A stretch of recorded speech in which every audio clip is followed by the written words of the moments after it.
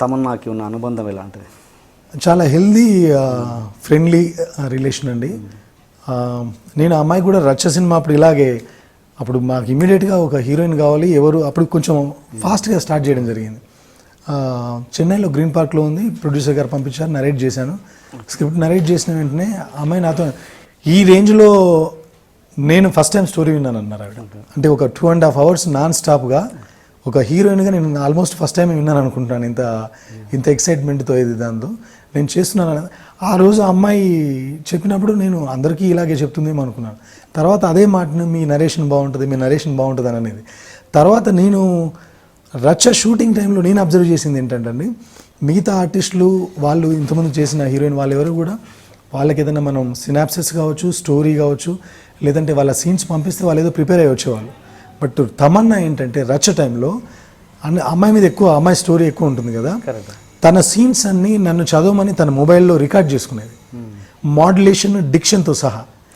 Next day morning వచ్చేసి అవే తను ఏమైతే మనం చదివి ఎలాగైతే వినిపించామో అలాగ మార్నింగ్ రాగానే వినిపించేది. సరే ఇలా చెప్తాను ఇది ఓకేనా అని. అలా చూసినప్పుడు ఆ ప్రొఫెషనలిజానికి ఆ డెడికేషన్కి నేను ఫ్లాట్ అనమాట.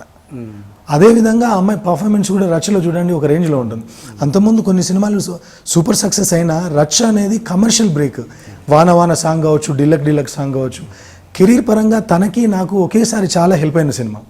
అదే రిలేషన్తో బెంగాల్ టైగర్ సినిమా అనుకోగానే ఫోన్ చేశాను. నేను ఫోన్ చేసి గబ్బర్ సింగ్ సినిమా చేయట్లేదు తమన్నా, నేను ఇప్పుడు బెంగాల్ టైగర్ అనే సినిమా చేస్తున్నాను ఇదా అని చెప్పగానే, మీరు చేయాలి అనగానే అసలు ఏమీ అడగకుండా నేను చేస్తున్నాను, డాడీ వస్తారు ప్రొడ్యూసర్ గారితో అని మాట్లాడతారని.